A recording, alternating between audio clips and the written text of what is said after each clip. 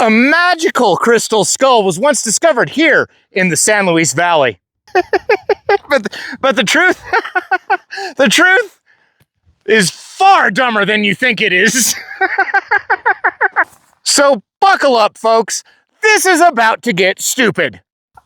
Oh, and for all my Warhammer 40K fans out there, I'd just like to say, there's only one king, and he rules in silence. Fuck the Imperium. Now, this valley is a big place.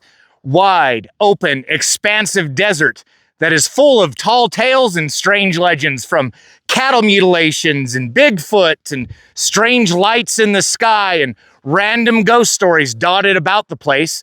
It should come as no surprise, really, that there would be a tale of some sort of supernatural object just laying out on the desert floor. The story of the Crystal Skull would begin back in 1995, when a lady named Donna Koch was riding around the outside edges of her property, kind of inspecting the fence line. As she was going along, something caught her eye. Something was glistening right there in the middle of the desert floor.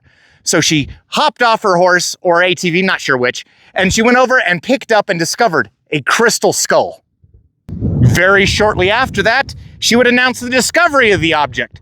And then pretty much all hell would break loose. Now, I'm unsure of what color or really look it was, but it was described as oddly shapen and elongated, kind of like those other crystal skulls that have been found around the planet.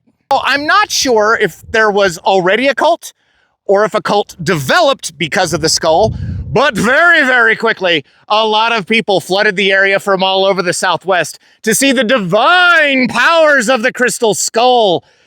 And to be honest, we are kind of used to cults around here. I'm just glad these ones weren't related to drugs or a blue mummy.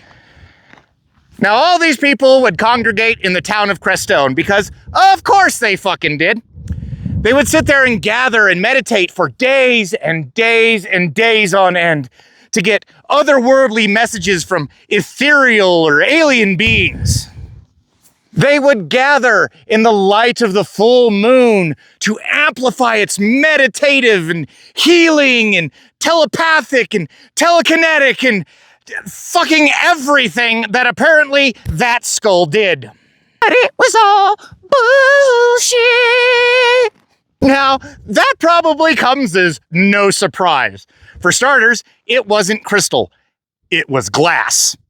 It also wasn't made by Atlanteans, Lemurians, aliens, Bigfoot, Yeti, ghosts, goblins, or any of that bullshit.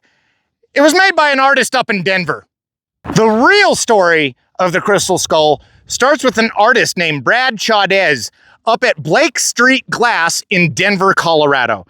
See, he had been making a lot of glass skulls for El Dia de los Muertos and kind of selling them, except he had one that, the process didn't quite go right and it got slightly deformed. So he gave that particular skull to his parents, who then went out on their property as they were looking to design and build a house out there. So they used the skull as kind of a property marker for about where they wanted the building. And they didn't get a chance to get out there right away, so it sat out there for a couple years. There was nothing mystical, magical, or special about that particular skull. It was a factory defect.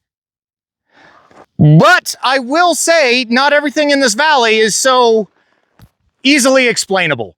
So if you like stories on tall legends and strange tales, lights in the sky, cattle mutilations, and the occasional cult or cannibal or two, well, give me a follow on here, and you can also find me on YouTube at DocGSLV. I hope to see you there. But remember, everybody, stay feral.